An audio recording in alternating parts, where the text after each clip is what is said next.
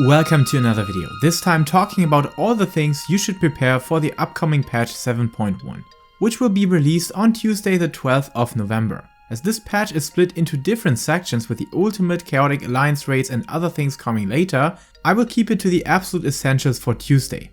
First of all, you have to complete the main scenario quest from Dawntrail for most new content, and of course you probably have to complete the Eden raids from Shadowbringers to unlock the new ultimate raid, which will be released 2 weeks after the patch. Above that, there will be new MSQ content, including a dungeon, and the final Dawntrail boss will receive an extreme trial version. So definitely make sure to play through MSQ before Tuesday if you want to take part in these things.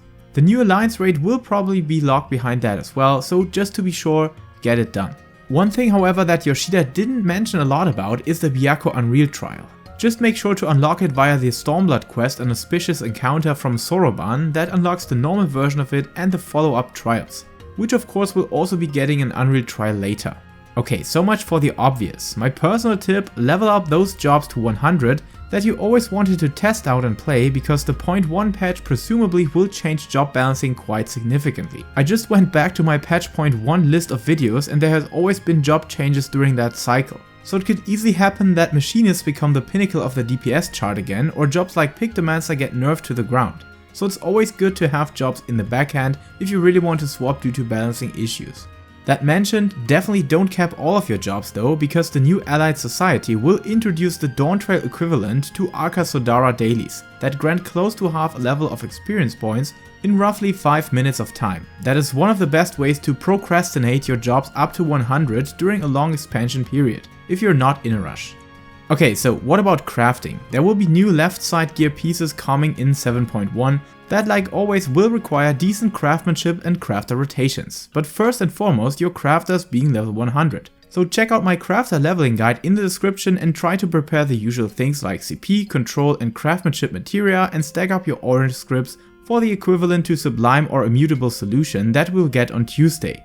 Even not so up-to-date materia will mostly be fine, because oftentimes these are perfectly adequate to get you into business with the right crafting rotations and food buffs. As a rule of thumb, if you're able to reach the required craftsmanship and control values, CP is basically all that you need to be maxed out on your gear, because it opens up your skill roster with access to more or better versions of your progress or quality skills. Just don't go overboard now, as crafter gear is not as profitable as battle gear due to the fact that crafters who need it are mostly invested into crafting that gear themselves, where battle gear can also be used by people that never dip their toe into crafting at all. Another wild guess are new shiny extreme weapons, where in 6.1 we got the Rapturous Susano weapons, and we might get a continuation of those trials in Shadowbringers that were not yet gifted with a shiny version of them.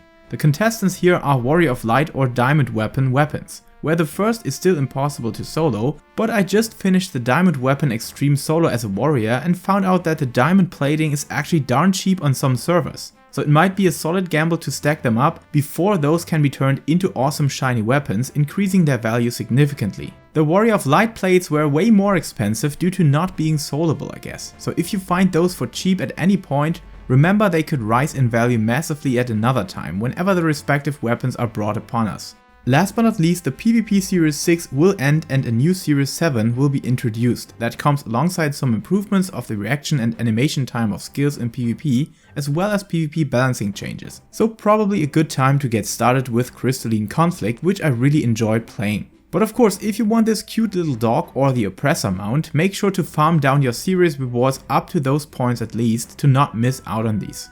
Alright, like with every 0.1 patch, there will be lots of content coming, so expect the usual coverage from myself and other content creators. But of course, due to the lack of my gathering experience, definitely check out some other creators on that aspect.